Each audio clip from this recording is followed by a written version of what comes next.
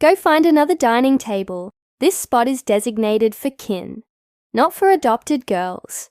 My sister Victoria's speech echoed throughout the sophisticated dining hall of Belmont's, a high-end Seattle eatery. Laughter erupted from the surrounding diners. My brother Kenneth, my parents, and Victoria's husband, all reacting as if it were the funniest jest they had ever heard. I stood there, clutch in hand, my face burning with shame, as other patrons turned their heads to look. The sparkling chandeliers above cast a soft illumination on the white linens and crystal glassware. Yet I felt cold internally. My identity is Rachel, and I am 27 years old. I have resided with this family for 22 years, ever since they adopted me at the age of 5. 22 years of constant reminders that I was an outsider, that I was different, that I was inferior. The sole person who ever affirmed my worth was Grandma Dorothy, my adoptive mother's mother, who sat at the edge of the table with an unusual expression on her face. "Victoria, that is enough," I stated softly, attempting to retain a measure of composure. "Oh, do not be so touchy," my mother, Patricia, interrupted, waving her well-manicured hand dismissively. "We are only teasing you. You know how Victoria behaves." I was fully aware of Victoria's behavior. At 32, she had perfected the skill of diminishing me while sustaining the pretense of family. During our formative years, she received the most desirable bedroom, the latest clothing, and the expensive university education. I was given second-hand items and attended community college. She was lauded for mediocre accomplishments, while I was criticized for achieving excellence. "Take a seat, Rachel," my father, Gregory, commanded. "You are creating a spectacle." I complied, stifling the objection that began to rise in my throat. This celebratory meal was intended to honor Victoria's most recent business transaction, a real estate purchase that my parents had helped finance. They consistently assisted Victoria when I had requested a financial loan 3 years earlier to launch my graphic design company. They had ridiculed me and advised me to be pragmatic. The evening lingered on, with conversations bypassing me, as if I were absent. Victoria boasted about her new Mercedes-Benz. Kenneth discussed his recent promotion at the financial institution. My parents shone with paternal pride, asking questions and offering accolades. When I attempted to mention the significant client I had just secured, a contract valued at $50,000, my mother quickly interrupted me. "That is pleasant, dear Kenneth. Elaborate further on your financial bonus." By the time the final course arrived, I had mentally withdrawn, enveloped by a familiar emotional numbness. This was my customary role within the family. The unwanted outsider, the recipient of their charity, the person they kept nearby to elevate their own sense of virtue. Then the server approached with the bill. My stomach sank as he positioned the leather folder directly in front of me. I stared at it, confused. "What is this?" I inquired. Victoria's laughter was sharp and clear. "Oh, did we fail to mention that you are settling the bill this evening? Consider it your required contribution to the family, since you are perpetually receiving and never reciprocating." Receiving? The utterance was choked. "I have never requested anything from you. The roof over your head during childhood, the meals, the attire." Patricia enumerated the benefits on her fingers. "We provided you with everything, Rachel. The very least you can do is purchase us dinner." With trembling hands, I retrieved my credit card and placed it into the folder. The server quickly took it away, and I forced myself to maintain a smile, to sip my water, to pretend that this situation was not utterly crushing me. Victoria was already talking about their forthcoming trip to Tuscany. My parents planned to join them. No one asked if I wished to accompany them. They never did.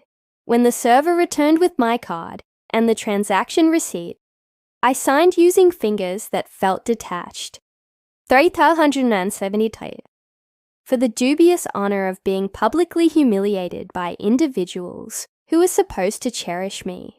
Well, that was delightful, Patricia remarked, gently blotting her lips with a napkin. Same time next calendar month. Next month. They fully expected this arrangement to become a recurring obligation. I parted my lips to object, to finally declare that I had endured enough, when a different voice interrupted the background chatter. Just one moment, please. Everyone immediately fell silent. Grandma Dorothy, who had remained quiet throughout the entire meal, was now standing at her end of the table. At the age of 78, she retained an undeniable presence. Her silver hair impeccably styled, her posture rigidly upright. A certain quality in her expression caused my chest to constrict. The entire restaurant appeared to pause. Grandma Dorothy had always been distinct from the other family members.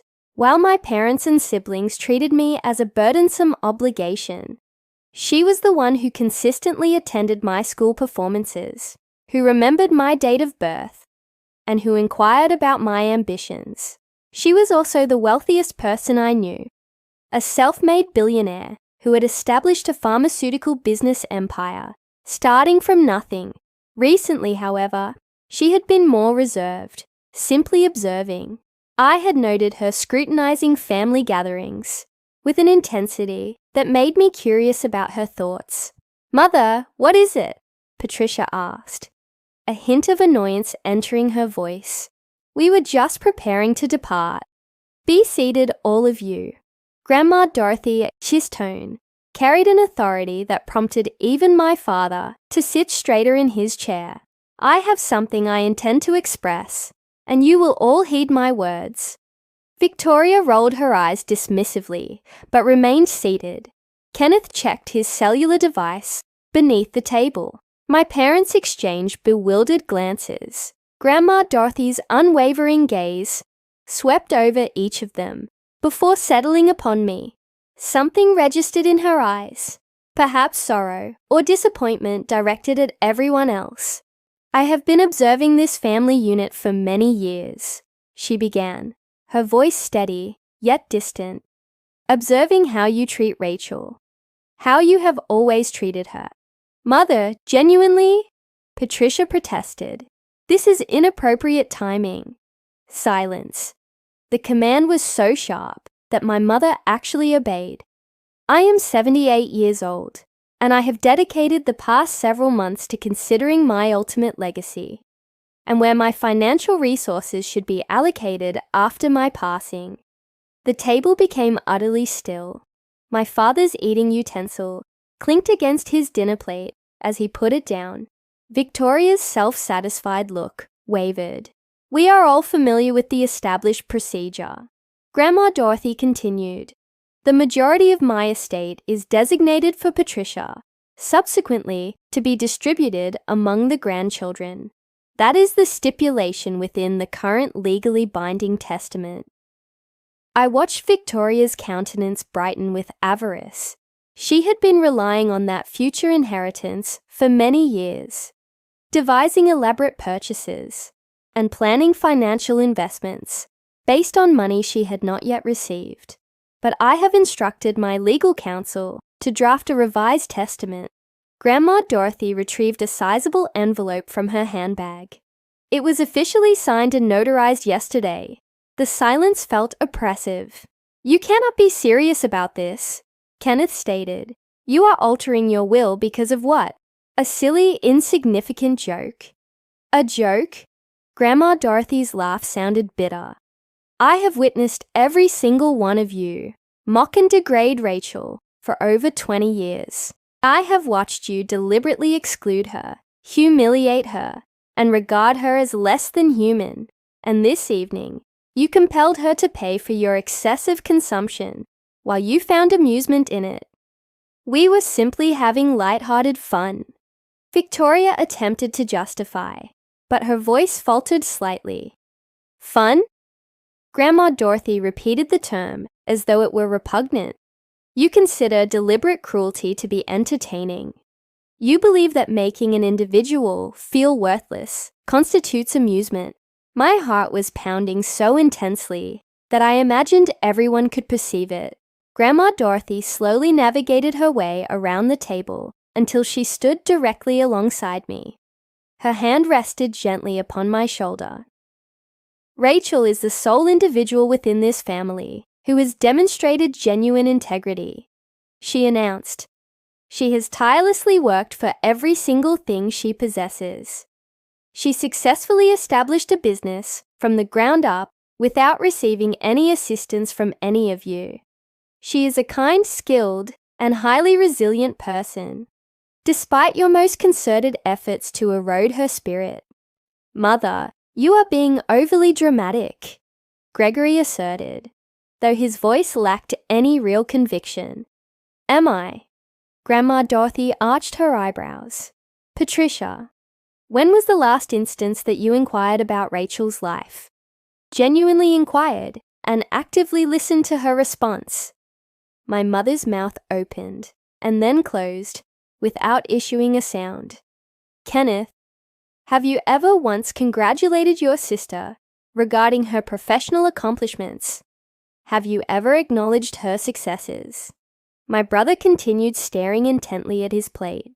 Victoria, have you devoted even a single day to treating Rachel as a true family member instead of a mere hired helper?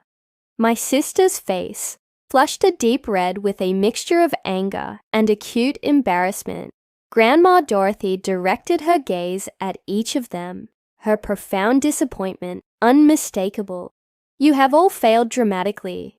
You took in a young girl who had experienced immense loss, and rather than extending love and support, you have spent 22 years forcing her to compensate for the fundamental kindness you demonstrably never offered. The severity of her words settled heavily over the table like a dense, smothering blanket. Other patrons had ceased pretending they weren't listening intently. Waiters paused discreetly in the distance, sensing the escalating drama. Consequently, this is the course of action that will transpire, Grandma Dorothy stated, her voice regaining its firm strength. My entire estate, every single monetary unit, every asset, every investment, is being allocated to Rachel. The resulting outburst was instantaneous. What? What did you say? Victoria shrieked, instantly leaping to her feet. You absolutely cannot legally do that. That is utterly unjust. Kenneth slammed his hand hard upon the table surface. Mother, please contemplate the gravity of what you are declaring. Patricia pleaded urgently. You are referring to billions of dollars. Rachel is not even legitimately part of this family. Stop. Grandma Dorothy's command silenced them once again. Rachel is more fundamentally family than any of you have ever managed to be. She has earned this designation, not through simple biological connection, but through the strength of her character, through being a demonstrably better human being than all of you combined. I remained frozen, entirely incapable of processing the events unfolding. Billions of dollars. Grandma Dorothy's complete financial fortune. It felt implausible, surreal, far too monumental to truly grasp. You are being emotionally manipulated, Gregory stated desperately. Rachel must have orchestrated some plot. Rachel has done nothing except manage to survive your consistent emotional abuse. Grandma Dorothy interrupted him forcefully, and that abusive period concludes tonight. She withdrew her phone and initiated a call. Thomas, it is Dorothy. Yes. Submit the new will immediately. Ensure that every aspect of it is legally ironclad. And prepare all the necessary trust documents in Rachel Ness's name. My family members' faces exhibited a spectrum of emotions, ranging from pure shock to unadulterated fury and sheer disbelief. Victoria appeared as though she might actually lose consciousness. Kenneth's face had turned a deep purple shade. My parents seemed to visibly age. A full decade within mere seconds. "This is far from over," Victoria hissed menacingly at me. "We will dispute this in court. We will relentlessly fight you legally." "Attempt it," Grandma Dorothy responded calmly. "I have personally ensured that every detail is entirely legally sound, and my full mental capacity is confirmed by a medical evaluation conducted just this morning." She had planned every single intricate detail of this event. The explosive reaction that followed was unlike anything I had ever witnessed. Victoria violently lunged across the dinner table, her face contorted with unrestrained rage. Kenneth quickly grabbed her arm, but his own palpable anger was barely kept under control. My parents remained in shocked, absolute silence, their meticulously constructed world collapsing abruptly around them. "You manipulative, deceitful wretch," Victoria snarled venomously at me. "You deliberately planned this entire scheme. You have been feigning the role of the victim the entire time." "Enough!" Grandma Dorothy stepped firmly between us. "Rachel has committed no wrongdoing. She was completely unaware of this until this exact moment. It was the absolute truth." I was still reeling, my mind struggling to comprehend the magnitude of what had just occurred. Billions of dollars, Grandma Dorothy's entire estate, everything she had built over her lengthy lifespan. "Why are you taking this extreme action?" Patricia's voice cracked audibly, tears streaming down her face.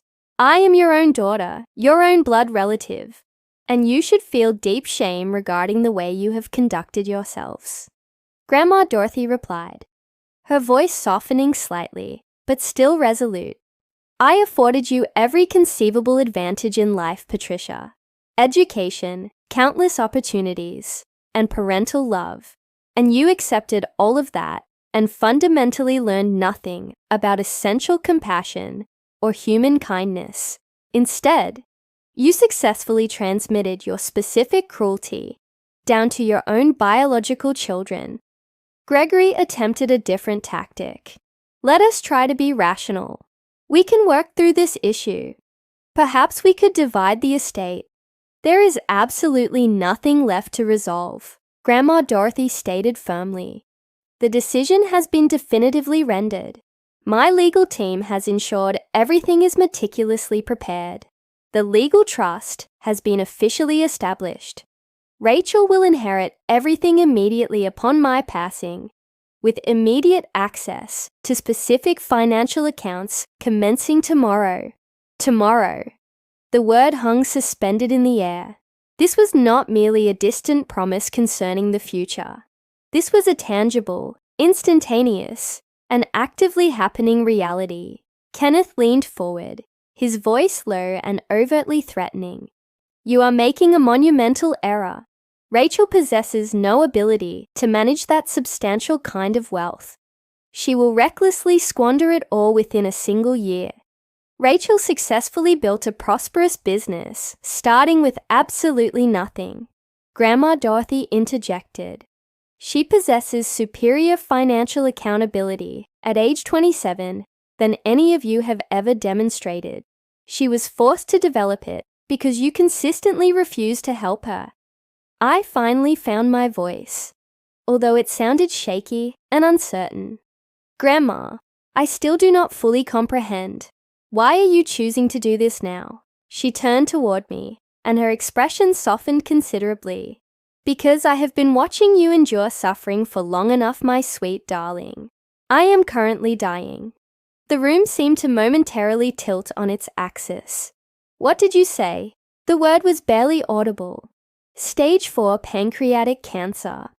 I likely have 6 months, possibly less time than that," she stated with unnatural calm, but I could perceive the underlying distress beneath her composed exterior. "I received this diagnosis 3 months ago, and I have dedicated that entire time to organizing my affairs, ensuring that my legacy is bequeathed to a person who genuinely merits it." Tears immediately blurred my vision. Grandma Dorothy was facing imminent death. The only individual who had ever genuinely loved me was preparing to leave. "Oh, please do not weep, Rachel." She drew me into a tight embrace, and I inhaled her familiar scent, a comforting mix of lilac and vanilla. This is not an occasion for sadness. This is absolute justice. Surrounding us, the restaurant had become completely silent. Even the routine noise emanating from the kitchen had ceased. Everyone present was witnessing this family's dramatic disintegration in real time. "You cannot possibly be serious regarding this course of action," Patricia attempted again, desperation making her voice piercingly shrill. "Mother, please consider your own grandchildren. Consider the established family legacy." "I am considering the family legacy," Grandma Dorothy countered. "That is precisely my motivation for doing this. The family legacy should embody compassion, diligent effort, and fundamental integrity. Rachel embodies all of those virtues. The rest of you primarily embody entitlement, cruelty, and unrestrained greed." Victoria's hands were visibly shaking. "We will initiate legal proceedings. We will legally demonstrate that you are not of sound mind." "I wish you the best of luck with that," Grandma Dorothy said, her smile sharp and knowing. "I possess comprehensive medical evaluations, psychological assessments, and testimonial evidence from dozens of independent witnesses concerning your treatment of Rachel throughout the years. My personal lawyer has been meticulously documenting everything for many months. She had meticulously planned this entire outcome, acting with careful methodology, actively protecting me, even as her own lifespan was drastically reduced. I desperately want to leave and go home," I whispered softly, naturally. Grandma Dorothy maintained her protective arm around me. "Thomas is waiting outside with the automobile. He will transport both of us directly to my residence. We have a great deal of crucial information to discuss." As we turned to exit, Kenneth physically blocked our path. "This arrangement is profoundly unfair. She is fundamentally not one of us. Move immediately." Grandma Dorothy's voice was like ice. "Or I will instruct security personnel to physically remove you." He reluctantly stepped aside, but the intense hatred reflected in his eyes caused me to involuntarily flinch. We proceeded through the restaurant in complete silence, every single eye following our passage. The cool Seattle night air immediately struck my face as we emerged outside, and I deeply inhaled it, striving to stabilize myself emotionally. A sleek black luxury vehicle was parked waiting at the curb. Thomas, Grandma Dorothy's dedicated driver of 3 decades, opened the passenger door with a knowing, sympathetic smile. "Miss Rachel, welcome. Thomas is fully informed about everything," Grandma Dorothy told me as we settled into the rear seating area. "He has been actively assisting me in meticulously planning this for many weeks." The vehicle pulled away decisively from the restaurant establishment, leaving my family, my former family, standing motionless on the sidewalk in profound shock. Through the rear window glass, I could observe Victoria vigorously screaming something, her face twisted grotesquely with blinding rage. Kenneth was already fixated on his cellular device, presumably contacting a lawyer. My parents stood close together, appearing profoundly lost and emotionally shattered. I felt that I should have been experiencing some kind of emotion, perhaps guilt, or maybe outright fear. But all I truly felt was a weary, numb exhaustion, mixed with a peculiar, nascent sense of liberation. "Are you truly facing death?" I asked Grandma Dorothy, my voice barely audible. "Yes, I am." She gently took hold of my hand. Her skin was incredibly thin, almost like tissue paper, but her grip retained a surprising strength. "But I harbor no fear. I have successfully lived a long, complete life, Rachel. I built a financial empire. raised a family, and successfully left my lasting impression. Now, I have the opportunity to ensure that every endeavor I dedicated my life to goes directly to someone entirely worthy. I do not know if I possess the capability to manage this, I confessed openly. I possess no knowledge of how to navigate being wealthy. I do not know how to efficiently run your sprawling corporate enterprises. You will learn the necessary skills, she stated confidently. You are intelligent, exceptionally hardworking, and you possess sound intuition. And you will have an outstanding management team to offer necessary guidance. I have ensured that provision. The city's lights blurred outside the window as we were driven toward her extensive estate located in Madison Park. What exactly happens next? Next, Grandma Dorothy firmly squeezed my hand. Now, we begin the process of preparing you for your completely new life, and we will take absolute measures to ensure that your family can never inflict harm upon you ever again. The subsequent morning, I awakened inside one of Grandma Dorothy's luxurious guest rooms.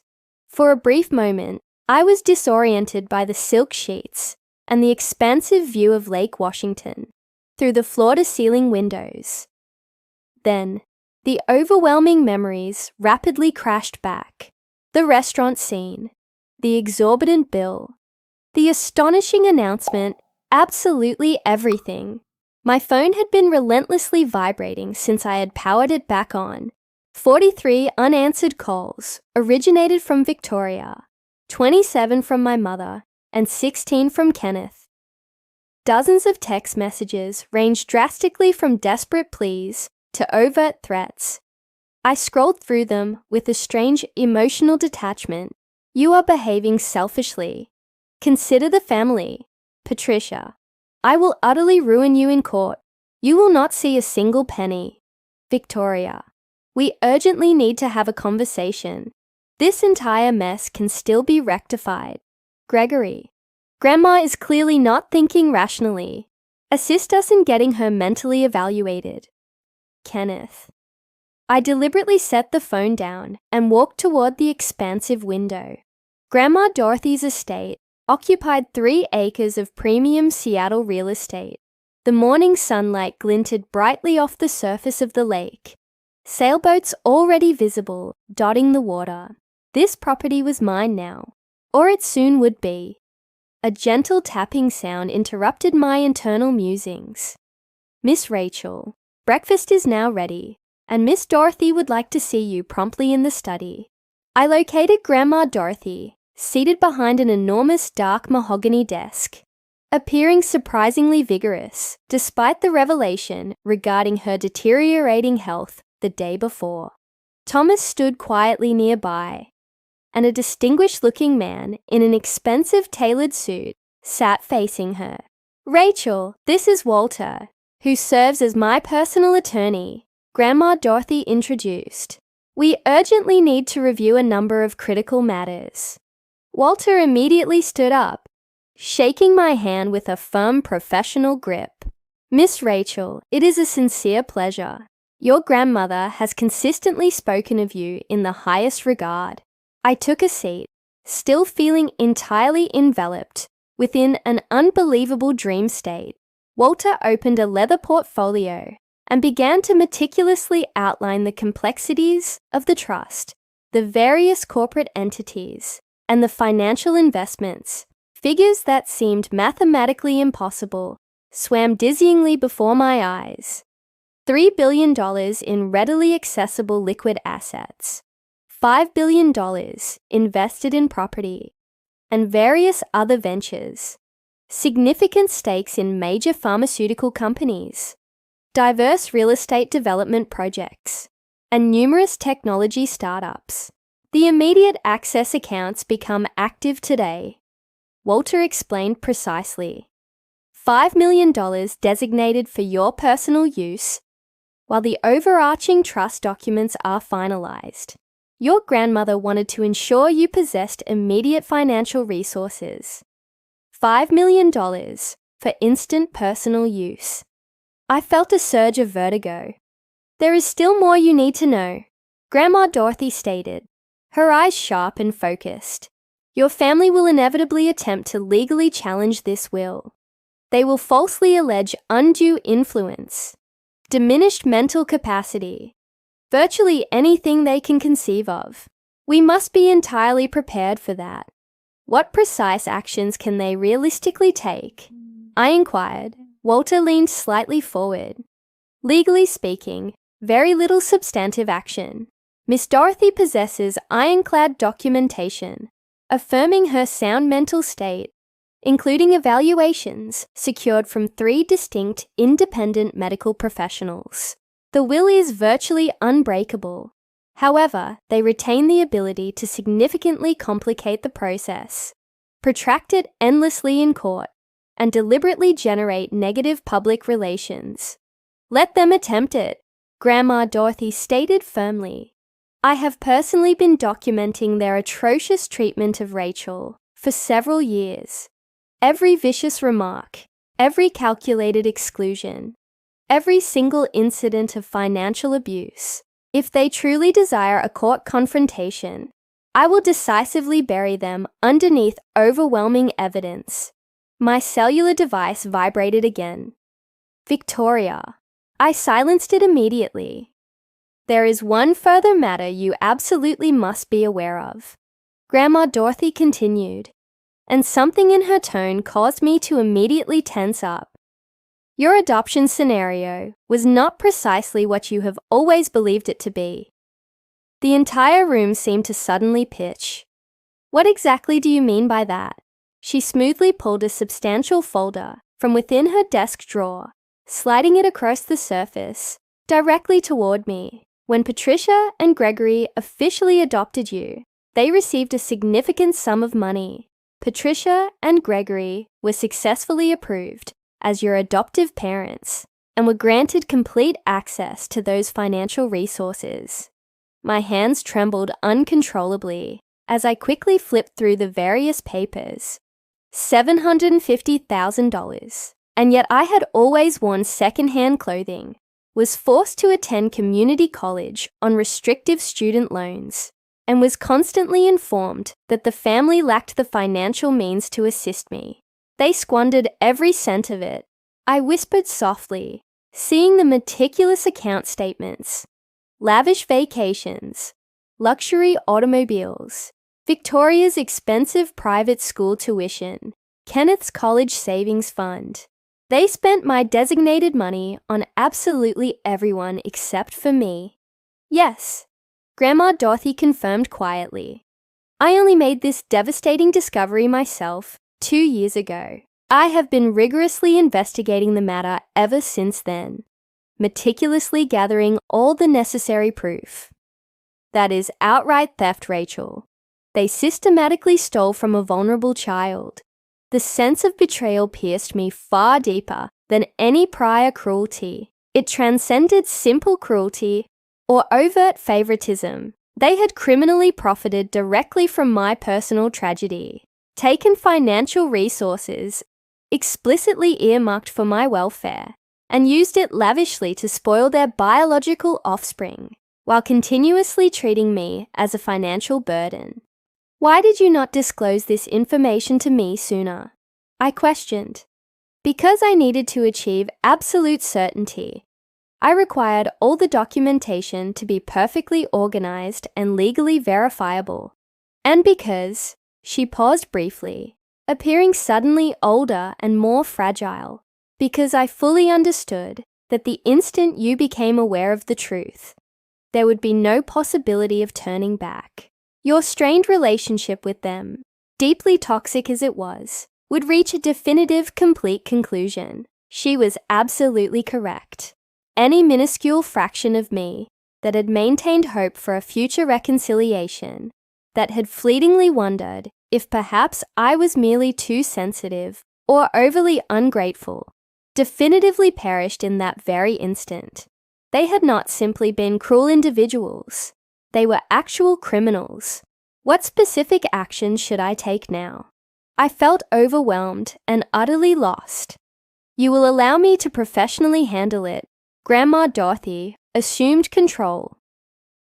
Walter has already filed a civil lawsuit against Patricia and Gregory for the unlawful misappropriation of trust funds, including accrued interest over 22 years. They currently owe you an approximate total of $2.3 million. My cell phone instantly erupted with incoming calls again. This time, it was my father, Gregory. "Answer the call," Grandma Dorothy instructed. "Activate the speakerphone function. Let us hear precisely what he has to communicate."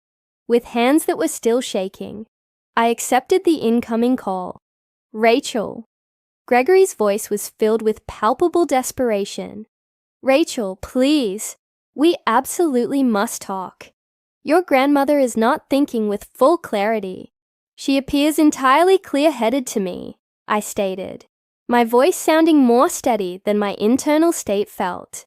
"This entire situation is completely insane. You cannot possibly genuinely believe that you deserve her entire fortune. You have resided with us for 22 years, and now, abruptly, you turn hostile the very second that money becomes a factor." "The moment money is involved, you mean?" I repeated his loaded phrase. "Are you perhaps referring to the $750,000 in funds that you illegally took for officially adopting me? The money that you systematically spent on absolutely everyone except for me?"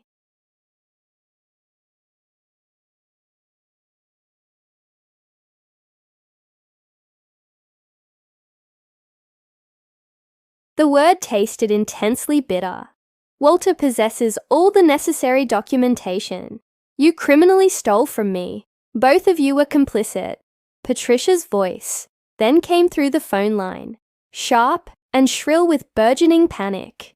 "That money was specifically intended for the expense of raising you, for providing you with housing, and for feeding you adequately.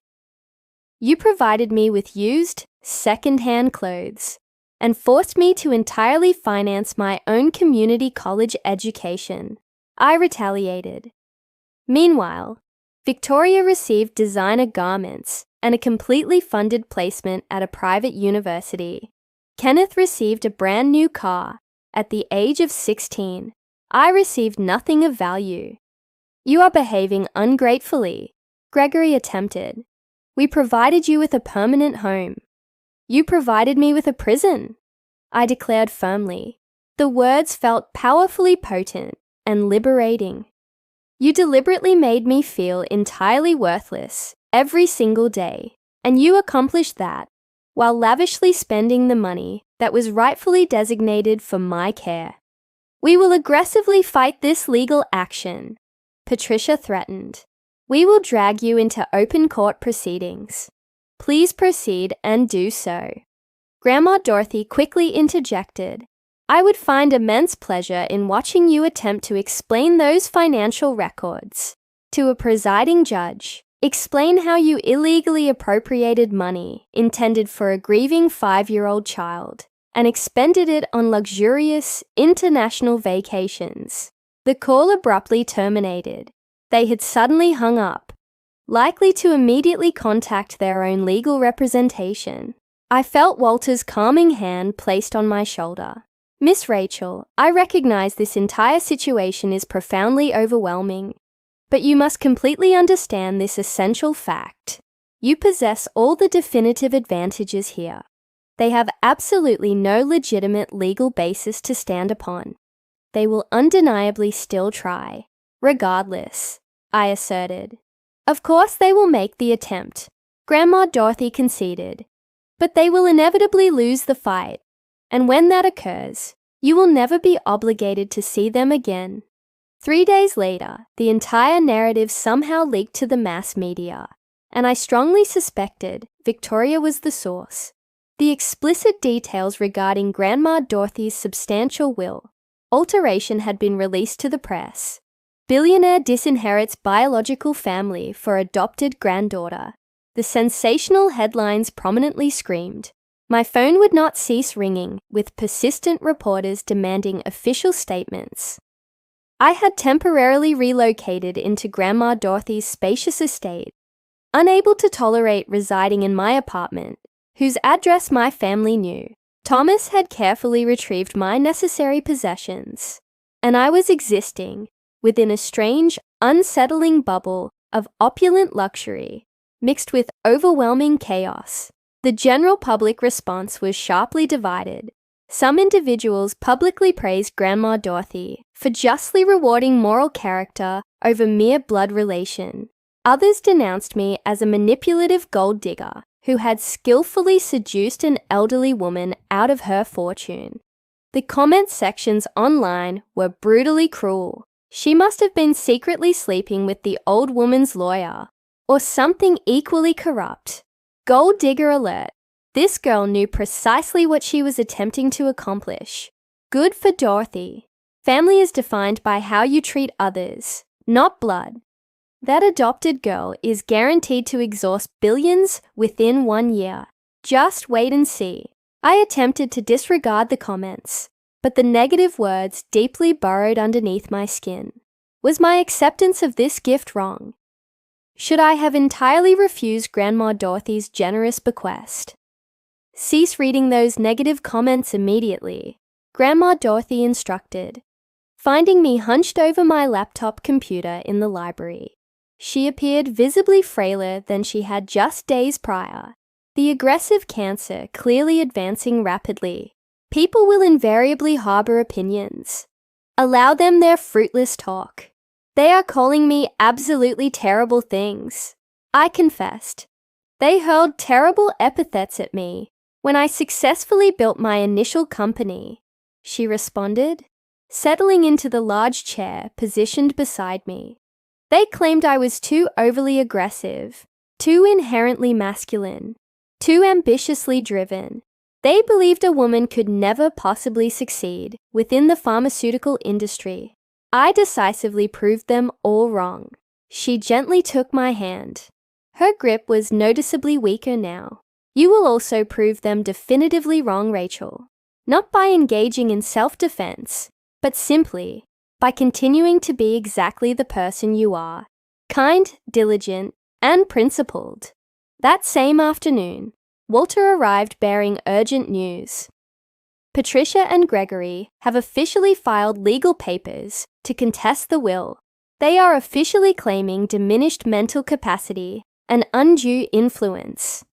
Allow me to see the documents, Grandma Dorothy commanded. Walter handed over the legal paperwork. I read the documents over her shoulder, my anger steadily intensifying with every printed word. They brazenly claimed that I had isolated Grandma Dorothy from her immediate family, that I had successfully manipulated a sick, elderly woman, and that I had deliberately exploited her declining mental state. This is completely absurd, I declared. I was entirely unaware of her cancer diagnosis until that very evening. We possess robust evidence proving the contrary to their claims, Walter reassured me, including consistent testimony from medical staff, trusted personal friends, and numerous business associates. They are desperate, flailing wildly for anything to hold on to. But something in Walter's hesitant expression made me intensely anxious. What is it? What critical information are you withholding from me? He exchanged a quick, meaningful glance with Grandma Dorothy. Victoria has recently employed a private investigator. They are currently delving deeply into your personal history, searching relentlessly for any scrap of information they might utilize against you. My stomach instantly plummeted. There is absolutely nothing negative to discover. We are fully aware of that fact, Grandma Dorothy stated. But they will inevitably try to fabricate something. They will twist harmless situations out of all context. Just as if on cue, my cell phone rang instantly. An unfamiliar number appeared on the display. Against my better professional judgment, I answered, "Rachel, it is truly excellent to finally make contact with you." The voice was entirely unfamiliar, overly sweet and syrupy. "I am Jennifer Cole from Seattle Scene magazine. I would love to engage in a conversation about your current relationship with Dorothy." No comment will be given, I stated, moving swiftly to terminate the call. Wait, I just have a couple of questions concerning some allegations. What allegations are you referencing? Regarding your business enterprise, there are specific questions circulating regarding the original source of your startup capital. Some people are suggesting that Dorothy secretly funded it years ago, implying that you have been meticulously planning this corporate takeover for a lengthy duration. My blood immediately ran cold. That assertion is fundamentally untrue. I successfully built my business exclusively using my own earned capital. Can you immediately provide definitive proof of that claim? Do you possess the necessary supporting documentation? I abruptly hung up the call, my hands visibly shaking. They are actively attempting to construct a specific narrative, Walter stated grimly, that you have been methodically grooming Dorothy for several years, that everything you have successfully achieved was actually built with her financial resources. But it genuinely was not her money. I possess the official loan documents, all the essential business records. We know that fact. Grandma Dorothy soothed me gently. And we will conclusively prove the truth. But Rachel, you must brace yourself fully. This situation is going to escalate and become far worse before it shows any signs of improvement. She was absolutely correct in her prediction. By that evening, social media platforms were flooded with aggressive theories, anonymous user accounts, almost certainly operated by my family members, were rapidly spreading malicious rumors that I had failed out of community college, I had graduated with high honors, that my business was actively failing, it was presently thriving, that I had engaged in multiple illicit affairs with wealthy older men I had barely dated in years. The single cruelest rumor alleged that I had somehow orchestrated my birth parents' untimely death to gain access to their trust fund. I was only 5 years old when they died. But facts held no significance for internet trolls. I decisively closed my laptop, feeling physically ill. Miss Rachel! Thomas appeared suddenly at the library entrance. There are news reporters congregating at the front gate. Quite a substantial number of them. I walked quickly to the window that overlooked the estate's front section. News vans were parked lining the street. Cameras were pointed directly at the massive house. My previously private life was now an unwanted public spectacle. This laughing when I was deliberately not invited to her elaborate birthday party. Kenneth violently pushing me into the swimming pool during a family gathering, while everyone present laughed uproariously. Every specific instance of calculated exclusion, every piece of casual cruelty, all culminating inexorably toward this present moment. Around 2 in the morning, my phone buzzed with an incoming text message from an unknown number. You are going to intensely regret this entire action. We will utterly destroy you, V. Victoria was threatening me using a disposable burner phone. I immediately took a screenshot of the message and swiftly forwarded it to Walter. Evidence. Grandma Dorothy had effectively taught me well. The following morning heralded a new, unwelcome development. Kenneth materialized unexpectedly at the estate, having somehow successfully talked his way past the security team. I encountered him in the spacious foyer, where he was actively arguing loudly with Thomas. I absolutely need to see Rachel immediately, he was insisting. Please, this is critically important. It is acceptable, Thomas, I said, even though my heart was violently racing. I will speak with him personally. Kenneth looked genuinely terrible. Unshaven, his clothing wrinkled, dark prominent circles under both eyes. He looked nothing like the highly polished banker I had grown up alongside. Rachel, please, he implored. We urgently need to rectify this disastrous situation. The entire family is completely disintegrating.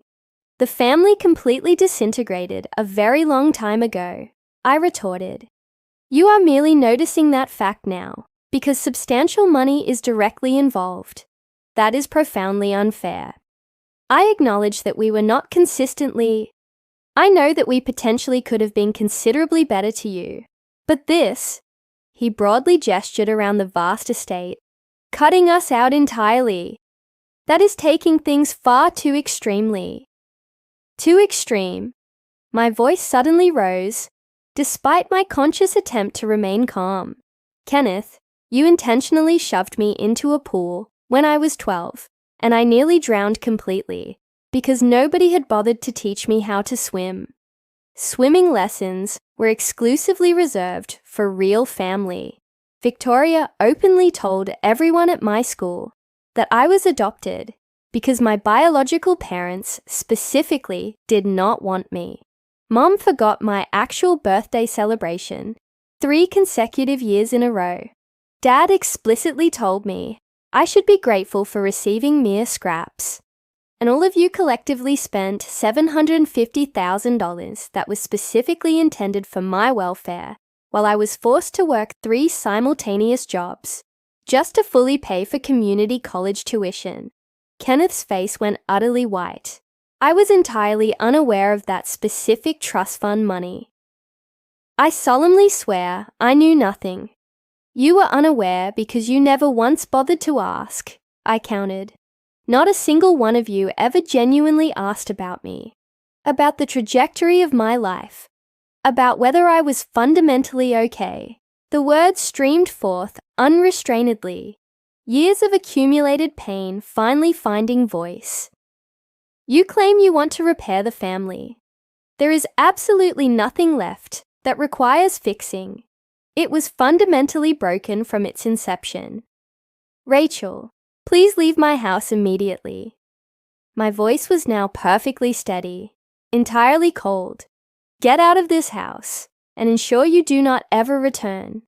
You are committing a catastrophic mistake, Kenneth asserted. But there was zero conviction left in his tone. When Grandma passes away, you will be left entirely alone with no one. I was already entirely alone, I replied pointedly. At the very least, now I will possess the essential resources to construct an authentic, independent life. Thomas quietly escorted Kenneth out the door. Through the window glass, I watched my brother walk defeatedly to his car. His shoulders noticeably slumped. For a fleeting instant, just a moment, I experienced a faint twinge of something ambiguous. Not quite guilt, but a sorrowful acknowledgement of the potential life that could have been achieved had they made profoundly different choices. That same afternoon, Walter urgently called an emergency meeting.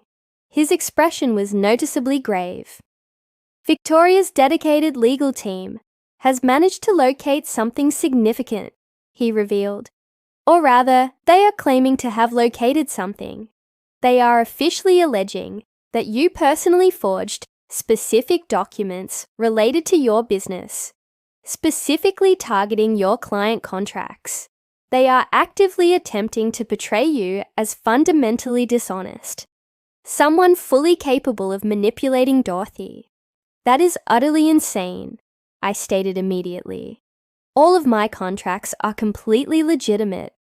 We are fully aware of that fact, but they are filing a formal motion seeking to officially delay the will proceedings pending a comprehensive investigation. It is clearly a stalling tactic, but it does unfortunately hold the potential to succeed. Grandma Dorothy's hand slammed forcefully onto the desk surface, startling both Walter and me. Despite her physical frailty, the intense anger visibly lent her renewed strength. Absolutely not under any circumstances. Walter, immediately file an emergency motion to successfully expedite the process. I demand this entire matter be legally resolved before. She intentionally left the grim conclusion of her sentence unsaid. Dorothy, you require immediate rest, Walter began pleadingly. I will achieve rest only when this objective is accomplished, she snapped back fiercely. My granddaughter is currently being viciously assaulted by opportunistic vultures, masquerading deceptively as family. We terminate this legal action immediately." Walter nodded his agreement and quickly pulled out his phone, stepping away slightly to initiate immediate calls. Grandma Dorothy turned directly toward me, her eyes intensely fierce, despite the profound exhaustion clearly evident in her face. "Rachel, there is a critical task I require you to undertake for me." "Anything at all," I replied instantly. "I am scheduling a full press conference for tomorrow afternoon. I intend to disclose the absolute truth, all of it, the criminally stolen money, the prolonged emotional abuse, everything. But I urgently need you to be present there alongside me. The world needs to visually see you and hear the factual narrative directly from your own voice." Terror immediately gripped me tightly. "I cannot possibly do that. I will undoubtedly say something inappropriate. You will be absolutely perfect," she insisted firmly, "because your only responsibility will be to speak the truth. That is the only requirement necessary." That night, I barely slept again. I repeatedly rehearsed various potential statements, then discarded them completely.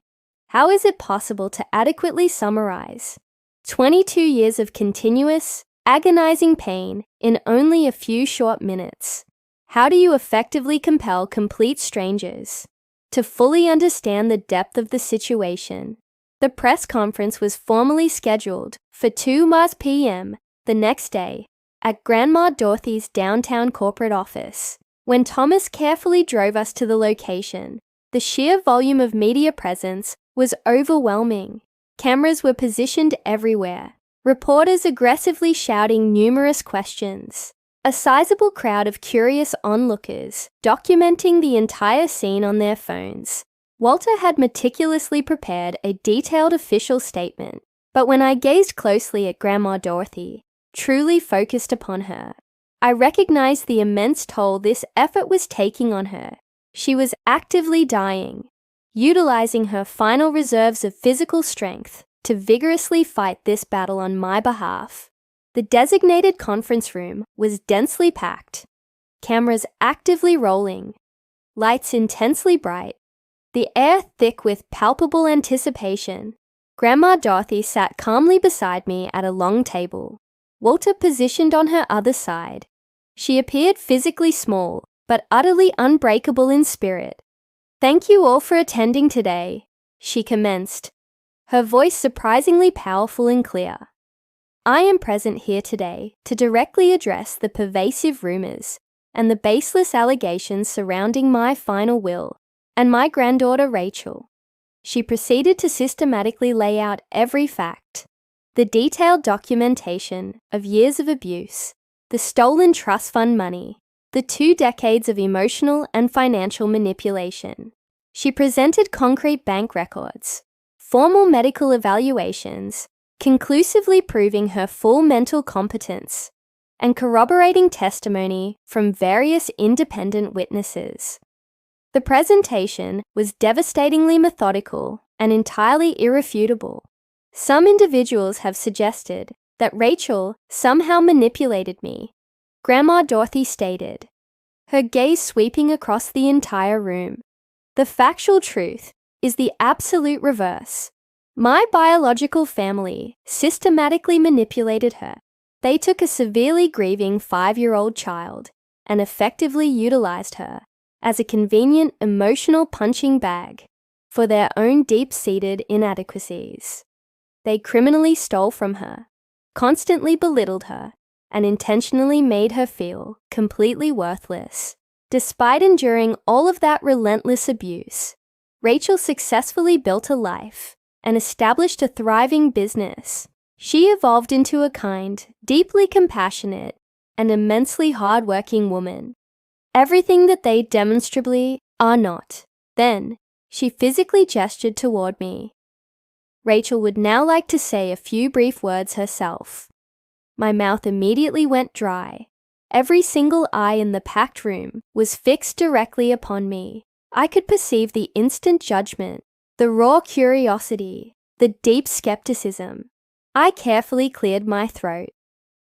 I honestly do not know what additional words I can articulate that my grandmother has not already thoroughly expressed.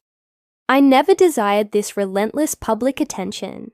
I never wanted the burden of being wealthy or famous or involved in complex legal confrontations. My voice stabilized as I continued speaking. I simply desired a functional family unit that genuinely loved me.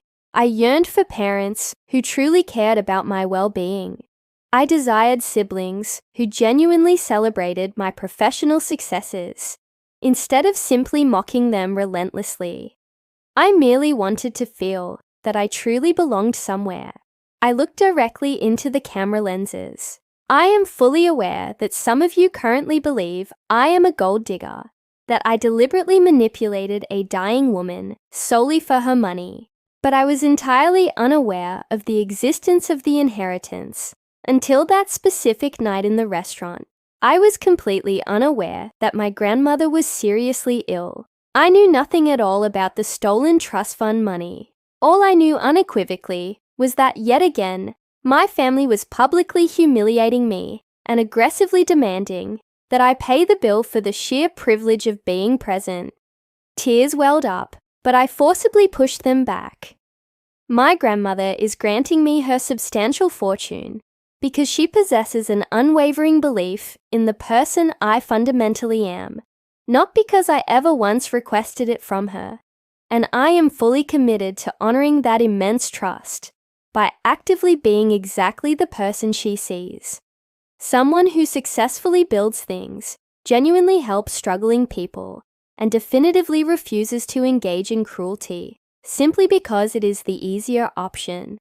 The shouted questions immediately followed, coming fast and aggressively. Reporters screamed. Cameras flashed blindingly. But Walter skillfully fielded the queries, and Grandma Dorothy sat reassuringly beside me, her hand finding mine discreetly beneath the table, just as we were formally concluding the press event. Victoria forcefully burst through the main doors. Security personnel immediately moved to restrain her, but she was already loudly shouting hysterically, "This is all a collection of blatant lies. She has successfully brainwashed every single one of you." Victoria's makeup was badly smeared. Her expensive designer dress was heavily wrinkled. She looked genuinely unhinged and emotionally unstable. I am the authentic victim in this situation. That adopted little brat has stolen my rightful inheritance. The cameras swiftly swiveled their focus entirely toward her, capturing every single moment of her explosive meltdown. "Ms. Victoria," one reporter called out urgently, "what is your comment regarding the allegations that your parents criminally stole trust fund money specifically designated for Rachel's care? That money legally belonged to us. We earned every cent of it by raising her ungrateful posterior. You earned $750,000 simply for atrociously treating a child like human garbage." Another reporter aggressively inquired. Victoria realized her disastrous error far too late. The cameras had captured absolutely everything. Her stunning admission, her uncontrolled rage, her complete and utter lack of remorse. "Get her out of this room immediately," Walter commanded the security detail, as Victoria was forcibly escorted out, still violently screaming threats. I watched the reporters frantically typing on their cellular devices. The entire public narrative had just dramatically shifted in my favor. Grandma Dorothy gently squeezed my hand firmly. "Well," she whispered quietly, "I genuinely do not think we could have possibly orchestrated that sequence of events any better, even if we had strategically attempted to." Despite everything I was enduring, I almost managed a small smile. Victoria had decisively destroyed her own cause, and she had done it publicly, on camera for the entire world to witness. The video footage capturing Victoria's volatile meltdown went completely viral within mere hours. By that evening, it had already amassed over 10 million views. News outlets played the footage continuously, on loop, meticulously dissecting every single word spoken, every unhinged facial expression. Social media exploded with intense commentary.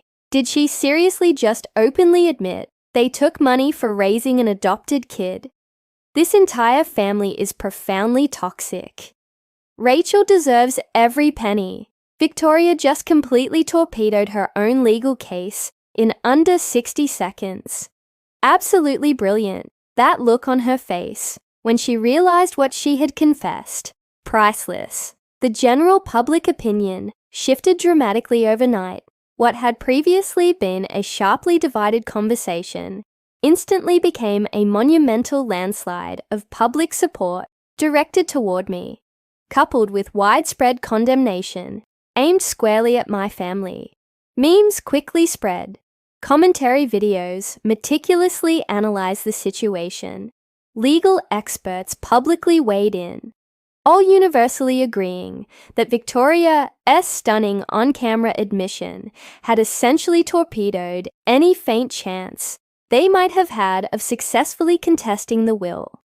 I watched the entire development unfold, from Grandma Dorothy's study, still attempting to process the implications. Walter sat across from me, appearing palpably pleased. Their entire legal case has just decisively collapsed, he stated. Victoria's candid admission that they earned the trust fund money, specifically by raising you, is in essence a direct confession to misappropriation of funds, which perfectly complements the existing, detailed documentation we already possess. They possess absolutely no legitimate legal ground to stand upon. What subsequent actions will occur now? I inquired. Now, their various lawyers will undoubtedly attempt to initiate immediate damage control, but it is already far too late for that. The formal court hearing is scheduled in 3 days' time. I would be utterly astonished if the presiding judge does not rule entirely in our favor, immediately and decisively. He paused briefly. There is also the significant criminal aspect of this matter. The district attorney's office has already reached out to us. They are actively considering formal fraud charges against both Patricia and Gregory. Criminal charges. My adoptive parents face the real prospect of incarceration. Grandma Dorothy slowly entered the study, moving with difficulty with Thomas offering support for her arm. She had declined noticeably rapidly since the stressful press conference. The sheer effort had completely depleted her dwindling reserves, but her eyes remained intensely sharp. Do not appear so worried about their fate, she advised me. They freely made their specific choices.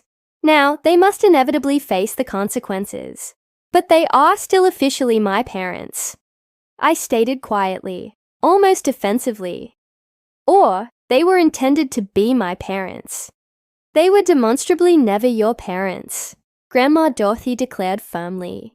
True parents protect their children, genuinely love them, and consistently support them.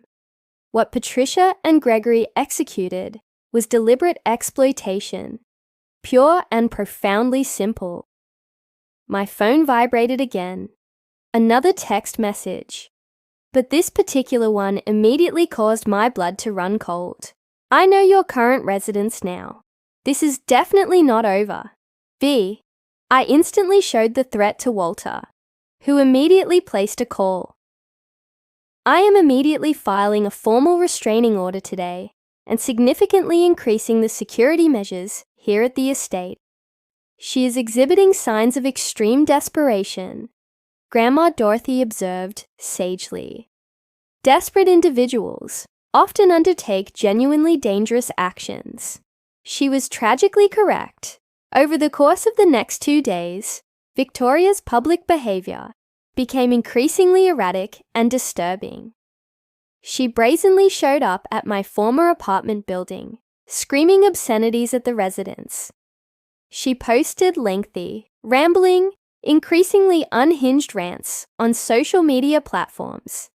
Each subsequent post, more unstable than the last, she outrageously claimed that I had utilized witchcraft to successfully manipulate Grandma Dorothy, that I was a fundamental component of some vast, shadowy conspiracy, that she was the legitimate victim of calculated elder abuse.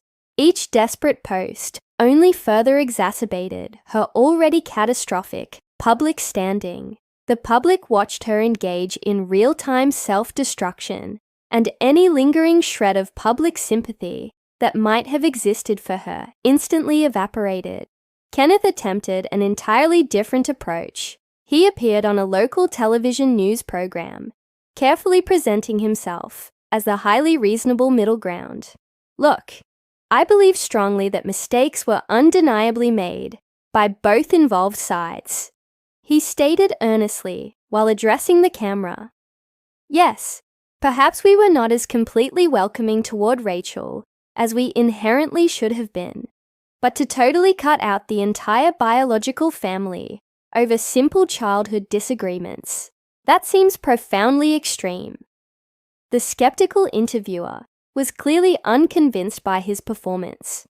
Mr. Kenneth, are you fully aware that your parents personally received $750,000 explicitly intended for Rachel Essen's specialized care, which they allegedly utilized to fund your private education and that of your sister? Kenneth's carefully constructed composure immediately cracked apart.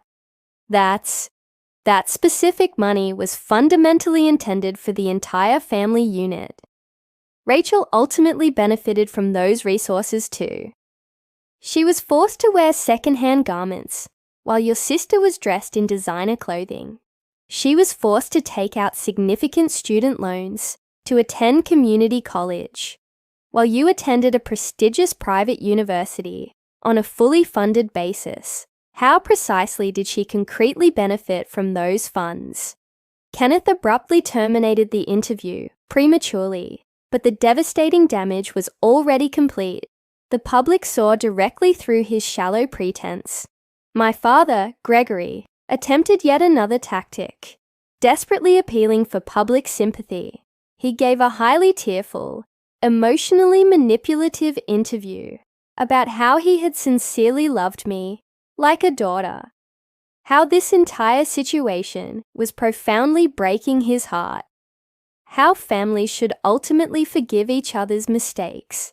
We undeniably made mistakes, Gregory stammered, his voice visibly cracking. What parent has never made a mistake, but to be entirely cut off, to be maliciously accused of outright theft? It is utterly destroying all of us. Patricia can barely force herself out of bed. Kenneth's marriage is actively suffering. Victoria is experiencing a complete mental breakdown, all because we simply were not perfect parents. The interviewer, the very same one who had previously dismantled Kenneth's narrative, exhibited absolutely no mercy whatsoever. Mr. Gregory, you are characterizing your specific actions merely as not being perfect. But professional investigators have meticulously documented years of systemic emotional abuse, calculated financial exploitation, and the systematic exclusion of Rachel from virtually all key family activities. This behavior extends far beyond simple imperfection. That is absolutely not abuse. That is merely standard family dynamics. Every family unit experiences various issues. However, every family unit does not criminally steal $750,000 from a dependent child. The interviewer countered sharply. My father abruptly walked out too, but my mother's tactical approach proved to be the most deliberately calculated. Patricia hired a specialized PR firm and gave a meticulously crafted interview to a sympathetic journalist. She wore a deliberately simple dress, utilized minimal makeup, and positioned herself carefully in soft, flattering lighting. She strategically wept at all the most appropriate moments. I sincerely loved Rachel from the precise moment we brought her home. Patricia claimed, delicately dabbing her eyes. Nourishment, utility costs. Raising a child demands significant expense. Perhaps we should have meticulously documented every single expenditure. But we were operating as a family, not conducting a business transaction. She then looked directly into the camera lens. Rachel, if you happen to be watching this interview, please know this truth. I genuinely love you. I always have loved you. Can we please simply communicate privately, without unnecessary lawyers, without the intrusive media, just mother and daughter? I watched the entire interview, alongside Grandma Dorothy and Walter. When it concluded, I felt physically sickened. She is undeniably effective, Walter admitted honestly. This is the most sympathetic public appearance they have managed since this entire ordeal began. She is a pathological liar, I stated flatly and without emotion. She never genuinely loved me. This is merely yet another manipulation technique. I am aware of that fact. Grandma Dorothy agreed. But some susceptible people will unquestionably choose to believe her performance. The crucial question is, do you personally care about their belief? Did I truly care anymore? I pondered the question deeply. Just 1 week prior, I might have cared desperately about public perception.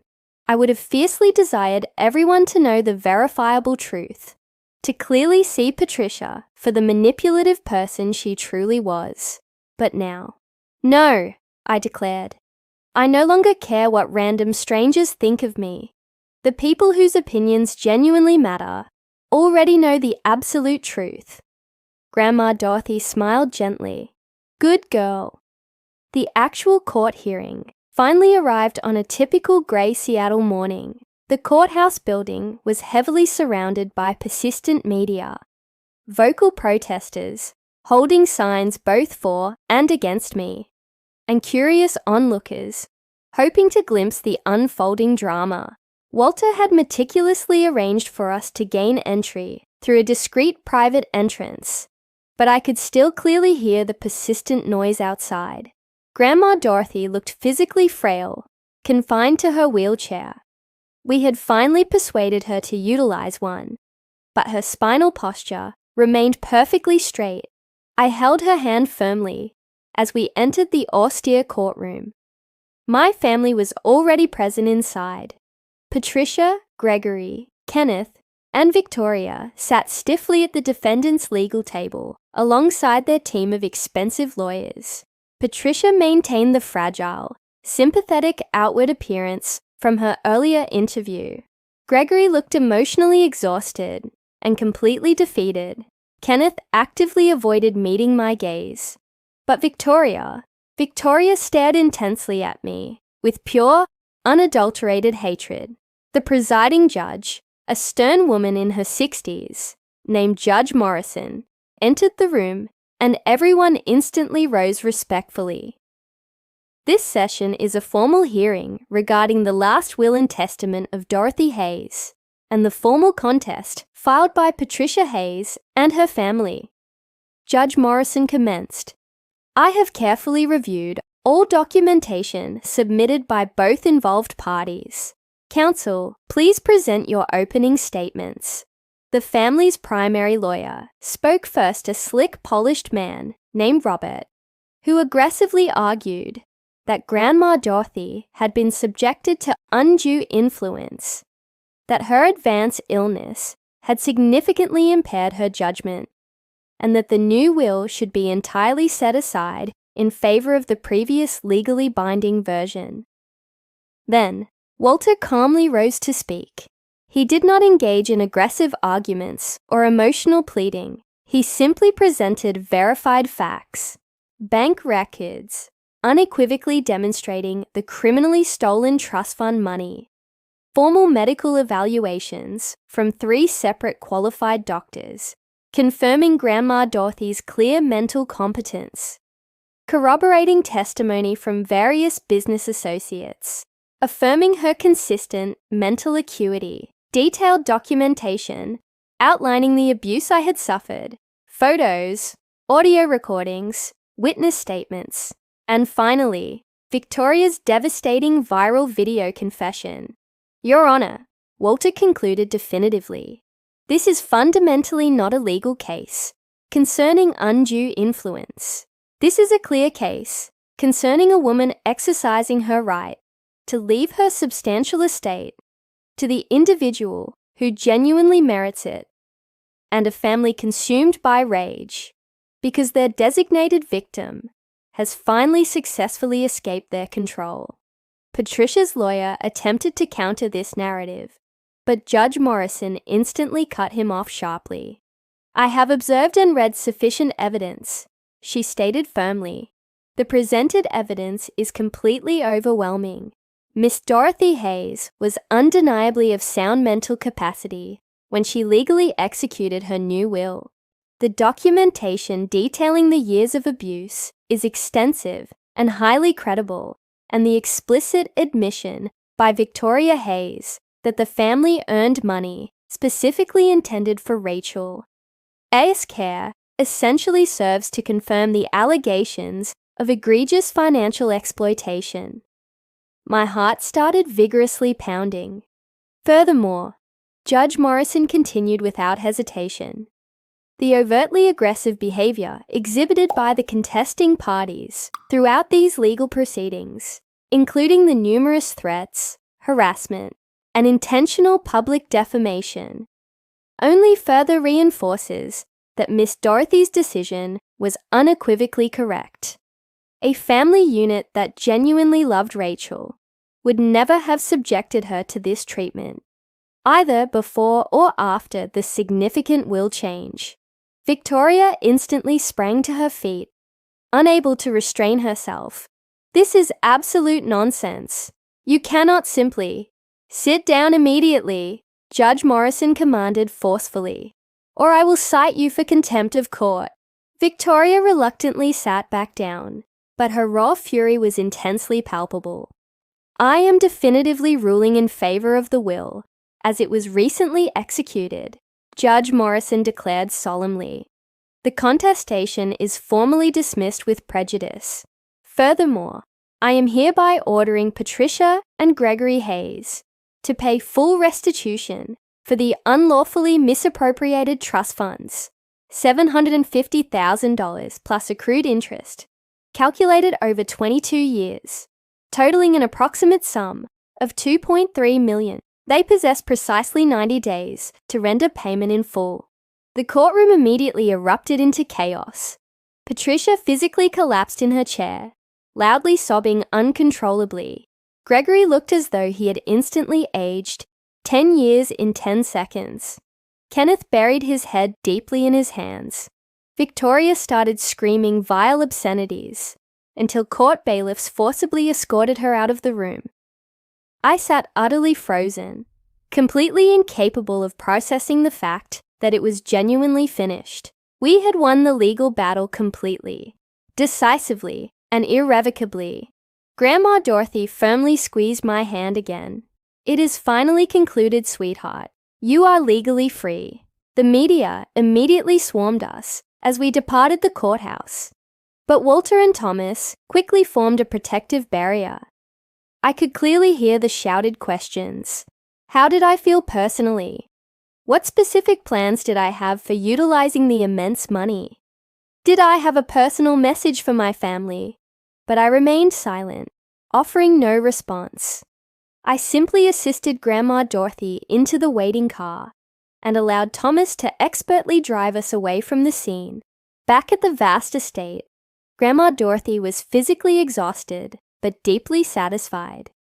I can now achieve death happily, she declared, and the words struck me like a tangible physical blow.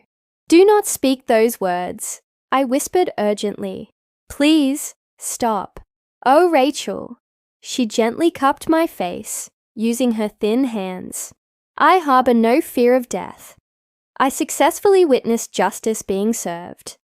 I received the assurance that my fortune, "Will I solemnly promise I will do just that," I vowed. "I will make you immensely proud of my efforts. You have already achieved that goal," she assured me. Her smile was profoundly peaceful. "You successfully survived them, Rachel. You managed to retain your kindness when they were explicitly cruel. You worked diligently when they actively attempted to destroy your spirit. You are everything I hoped you would inherently become." She passed away on a Tuesday morning while I was holding her hand, the sun streaming brightly through the window glass. Her very last words were, "Thank you immensely for being my real family." I remained beside her body for a long time afterward, deeply weeping for the magnificent woman who had ultimately saved me, who had genuinely loved me, who had gifted me a viable future, the only grandmother I had ever authentically possessed. The funeral service was highly private, attended only by myself, Thomas, Walter, and a small circle of Grandma Dorothy's closest personal friends.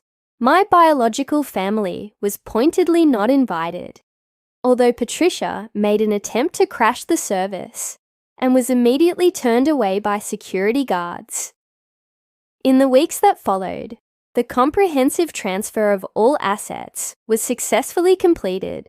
I was officially the sole heir to a staggering $8 billion financial fortune. The incomprehensible number still remained far too abstract to grasp, but I was fully determined to rigorously honor Grandma Dorothy's profound legacy. The very first action I took was establishing the Dorothy Hayes Foundation for adopted children, not because it sounded philanthropically appealing or improved my public image, but because I possessed firsthand, intimate knowledge of how many children were tragically trapped in circumstances identical to mine. The foundation would provide crucial legal representation, necessary counseling services, emergency temporary housing, and essential educational funding for adopted children actively suffering from ongoing abuse or exploitation. The second critical step I took was hiring an outstanding management team to competently oversee Grandma Dorothy's sprawling corporate entities. I was not yet fully prepared to personally run billion-dollar corporations, but I was entirely capable of learning the skills. I attended every scheduled meeting, relentlessly asked pertinent questions, and studied late into the night.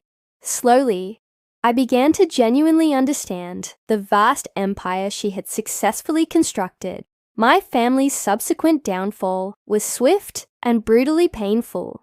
Unable to pay the mandated $2.3 million in restitution, Patricia and Gregory were immediately forced to sell their opulent house, all their luxury vehicles, and every other possession of significant value. They were compelled to relocate into a tiny apartment situated in a particularly rough neighborhood. This was intensely ironic considering satisfying outcome. Her widely viewed viral meltdown had utterly destroyed every scrap of professional credibility she might have retained. Her husband immediately filed for divorce, taking their shared home and the majority of their marital assets. She had heavily invested her remaining capital into a restaurant venture that failed spectacularly and rapidly, leaving her deeply mired in debilitating debt. The private investigator she had previously hired to uncover damaging dirt on me was now actively suing her for substantial unpaid fees. She made an attempt to author a sensational tell-all book, but various publishers rejected the manuscript after meticulous fact-checkers concluded it was rife with outright falsehoods. She next attempted to launch a response 6 months following Grandma Dorothy's inevitable death. I stood inside the foundation's brand new, purpose-built headquarters, a beautiful architectural structure in downtown Seattle, entirely dedicated to offering help to children exactly like I had been. The walls were adorned with photographs of children we had already successfully assisted, accompanied by stories detailing their escape and new beginnings. Thomas stood quietly beside me, having enthusiastically accepted a position as the Foundation's dedicated operations director. "Miss Dorothy would undoubtedly be immensely proud of your accomplishments," he remarked warmly. "I sincerely hope that is the case," I replied. My phone briefly buzzed. "Another, but I will offer you a specific deal." I was no longer viewed as the helpless victim. I was not the ridiculed gold digger or the cunning manipulator.